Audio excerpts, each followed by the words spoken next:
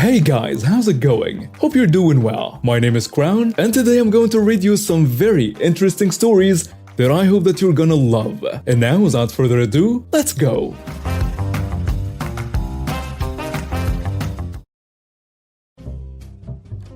So this happened to me when I was 18. I had just bought my first car about a week earlier and was driving over to my then girlfriend's house. As I was driving along the road in front of a row of terraced houses, a door opened and a kid darted out of the door. Not knowing if they were planning on stopping or not, I slammed my brakes, stopping dead. The kid had turned and carried on along the pavement, so apparently wasn't heading into the road. Anyway, in my sudden stopping, I really didn't care what was behind and got rear-ended. Nothing too serious, both cars drivable, just bent bumpers. The woman in the car behind was in her late 30s, came and steamed out of the car screaming that I could have killed her and her kid. She was alone in the car, so no idea where the kid came from. Being 18 and having only had my car a week, I just went right to the formalities of exchanging information. So she wouldn't even entertain that idea and kept shouting about how I better pay her for the damage and emotional distress, otherwise she will call her husband who will come and screw me up. I then pointed out that we need to exchange information, and threatening me will just mean I ring the police. Mentioning the police really set her off into a tantrum about my attempted murder of her and her kid. Again, no kid there. I missed most of it because I was on the phone talking to the dispatcher. As soon as the police turned up, it instantly switched from ranting and raving to running up to the officers in floods of tears about this 18-year-old guy bullying a poor mother after causing her to crash. The officer spoke to us both, ran our details, and wouldn't you believe it, her car had no MOT, mandatory safety test, here in the UK. That set her off screaming at the officers about them being wrong and needing to speak to the sergeant. I completed my mandatory breathalyzer and showed a whole 0.00, and the officer took down my details. Karen, however, was busy screaming at the officers that their machine was wrong and how they dare accuse her of drink driving. She got arrested for failing to provide a sample, and in the process of the arrest got a resisting arrest tacked on. Once they got her in a van and arranged the tow for her car since she wouldn't be moving it, the officer came back and gave me all her details and said they would put mine against the log so her insurance company could find it out, but she couldn't. Her insurance paid out for all my damage, plus some medical because I was sore a few days later.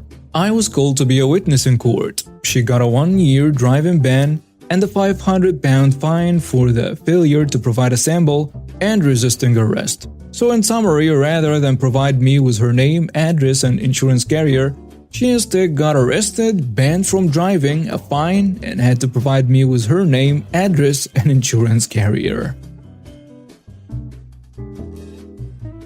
Hello Reddit, this is my first time posting as well as my first Karen encounter.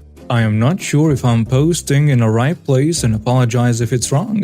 Background: my family just moved to a new bigger apartment which ended up costing a lot less than we saved, so we decided to replace all our appliances and home decor items. After a long day of unloading our storage and carrying everything up to the second floor apartment, I'm exhausted. I still had to go to Walmart to get everything my apartment needs. I was accompanied by my 10-year-old son, who is a little tall for his age and looks older than he really is. That's important for later. My son and I entered Walmart, which is packed and the checkout lines are so long they stretch into the clothes aisle. While my son and I are shopping, he starts playing Pokemon Go on my phone and walks behind me. We finally got everything we needed and headed to the checkout area. As I walked around looking for the shortest line, I walked past Karen, standing in the closing section, clearly not in line, but staring at the checkout area. My son and I got in line behind another customer, 10 feet away from where Karen was standing, and patiently waited for our turn. 5 minutes later, my son, excited to show me a new Pokemon he caught, asks me to try to catch one. Since the line was moving slowly, I figured why not. He hands me the phone and I attempt to play the game. As I'm trying my second attempt to catch a Pokemon, in comes Karen. I noticed out of the corner of my eye her cart at the front side of my cart. I looked up to see Karen with her back facing me, and she was peeking my way, trying to be nonchalant and pretend I wasn't even there. At first I didn't say anything, thinking she was looking at clothes or waiting for someone. And at this point I'm still playing the game with my son, but at the same time I'm paying more attention to our surroundings and to Karen. As a customer before us moves up the line, we move forward too, because at this point Karen is inching closer in between me and the customer now, and she obviously thought I wasn't paying attention because she tried to push her cart in front of mine. I pushed my cart forward, which blocked her way, and she then proceeded to push her cart into mine. Excuse me, ma'am, but we were here in line first. You were way over there when we got in line. No, I was in line before you. I was just trying to find a manager, so I walked over there, but this is still my spot in line. Me clearly knows she's lying. I'm sorry, but that's not how it works. Even if you were in line before, you still stepped out and you were nowhere near this line when I got here, and there was a manager in front of where you were standing, but not once in the 20 minutes I've been in line have you said a word to anyone, nor were you in any line. Everyone here is in a rush to leave too, so please wait your turn at the back of the line. How would you know? You've been looking at your phone the whole time and I was in line first. I was behind this customer in front of you first. You're the one cussing me, and if you don't move out of my way, I'll tell the manager you're cutting me in line.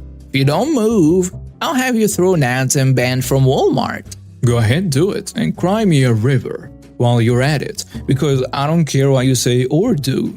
You're not cutting in front of me.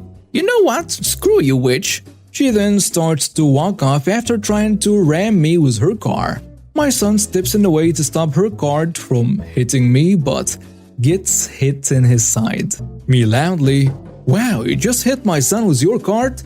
You're crazy. If you can't wait in line, don't come to Walmart, Karen."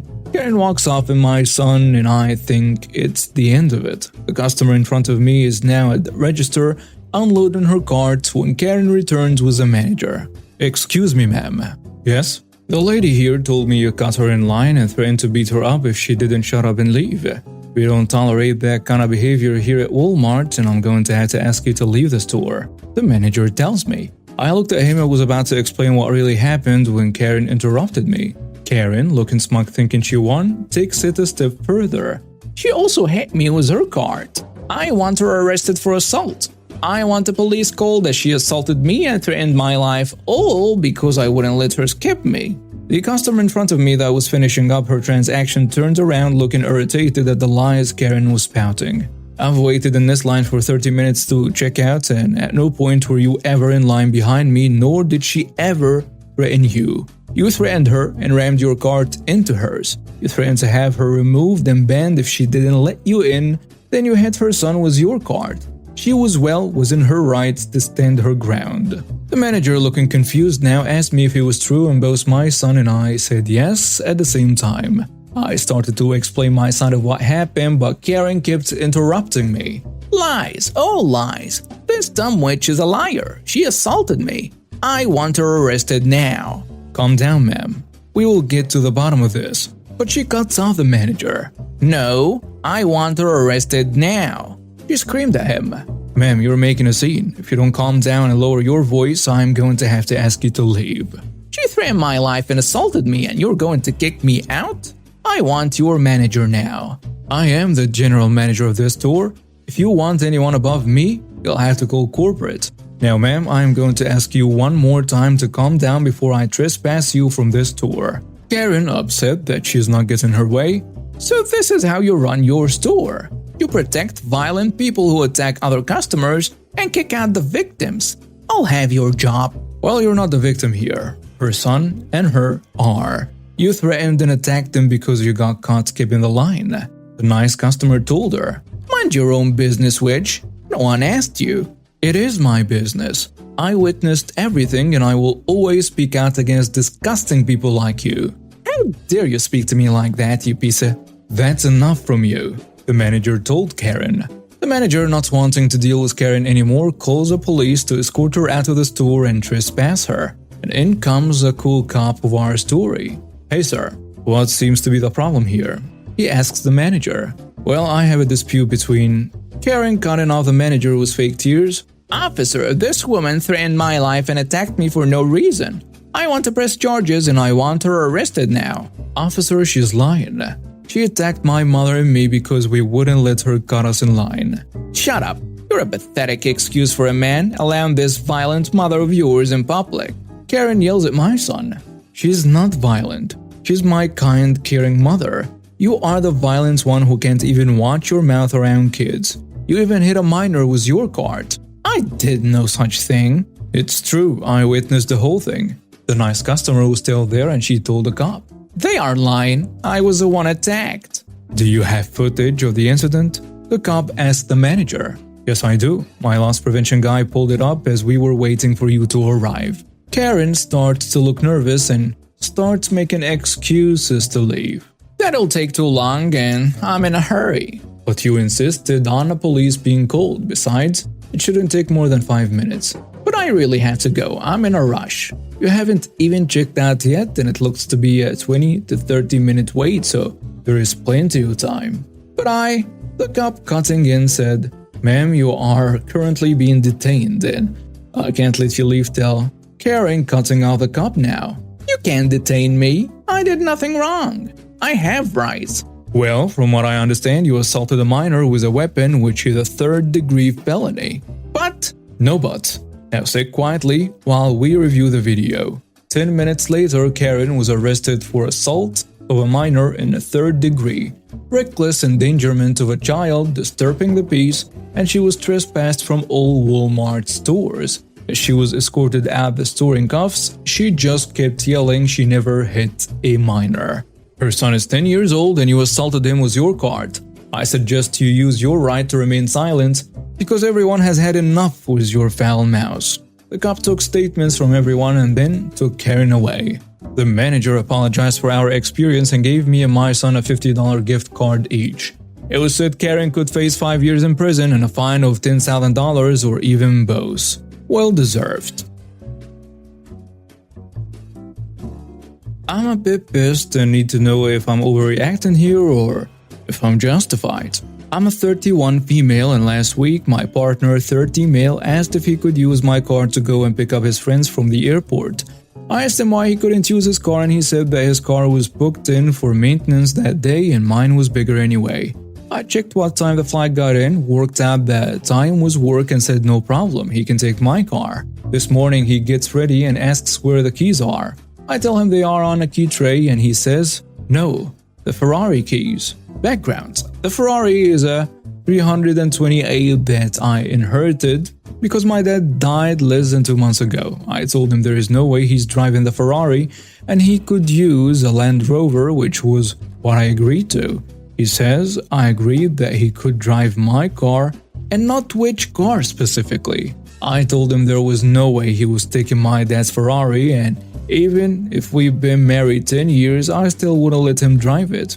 We've been together 6 months. He got pissed and said that his friends were expecting him to show up with a Ferrari and that they were excited about going for a drive in it. We got into a shouting match and I kicked him out of my apartment and told him that he's not taking the Land Rover either, and he and his friends can work their own way of getting home. I went to work, took all of the keys with me, and now I'm getting messages from him saying that he can't believe I didn't trust him and took all the car keys, and from his mom and dad telling me that I need to go to therapy because I'm too attached to things and that my dad is gone and being possessive over his belongings is not healthy. Am I the idiot for not letting my partner use my car? And am I being too emotional over this? Note, he went back to the apartment after I'd left for work to talk things over. I was so pissed about him going through my apartment. I called security and they took my spare key from him and have his picture up as a do not allow to enter. Did I go too far? And now some comments on the post. Someone saying you're not the jerk. First, I'm sorry for your loss. Your partner is a sneaky, insensitive jerk. He didn't ask to borrow the Ferrari. He asked to borrow your car because his car was conveniently scheduled for maintenance and Your car was bigger. He was deliberately vague. He was lying about his car being scheduled for maintenance, and saying your car was bigger led you to believe that he meant the Land Rover. He already told his friends that he was driving the Ferrari before he even asked you. You have been with him for 6 months and he thinks he's entitled to drive your dad's car? Not even any car but a Ferrari?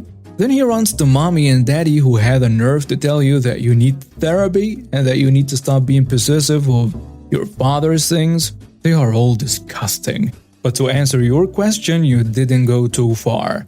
He doesn't care about you. I'm glad you got your key back, and I hope this means you dumped his sorry self.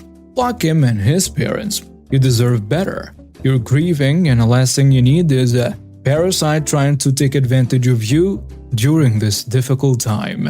Another commenter goes with, not the jerk at all. He is a jerk. Please break up with him. He's lying about coming over to talk and wanted to take the keys to your car when you were gone. You absolutely did the right thing by taking your keys and having security not let him in anymore. His parents are also psycho for saying what they said to you. The whole family is disgusting. You don't need that in your life. A third commenter adds, not the jerk. He wants to show off to his friends, which means he's going to drive fast because his friends want to. He wrecks it, it's on you, not him, because it's in your name. Protect your assets and never let anyone drive your cars who's not on your insurance and has their own money to cover damages, partner or not. I won't let my 22-year-old daughter's partner drive hers or my cars as long as they are under my name and insurance because of his road rage, not having a job and no motivation to get one. Dump him before you waste more of your life with this mess.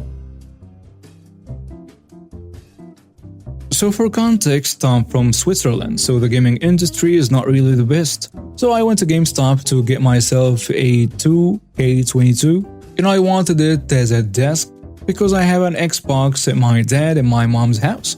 I can play it on any of those consoles if I have it on desk. GameStop in Switzerland only has about 5 of every new game for Xbox since PS4 is the most popular, and they really don't care about Xbox much. So I saw 2K22 and it was the very last one. I grabbed it and went to the counter with my mom's credit card, which she gave me to go get the game as a birthday present, and that's when the entitled mother comes in with her 11 to 12-year-old kid. The kid looks at the shelf and doesn't see 2K22 for Xbox and sees it in my hands. He then comes to me with the entitled mother after seeing him waiting for the cashier to arrive. The mom asks me if I could give her the game because she would give me an extra $25. I kindly declined and told her she could buy an Xbox gift card and buy it online. Then the cashier scanned it and I pulled out the card. Then the entitled mother, who was still behind me, started touching her back pocket, screaming, saying that I had stolen her credit card. A security guard came in and started asking me questions and called my mom. My mom had to come all the way to the store to say and prove it was her credit card. The security got her out, and my grandmother insisted that we press charges on this woman. And now we have reached the end of today's stories. Thank you for watching and see you next time.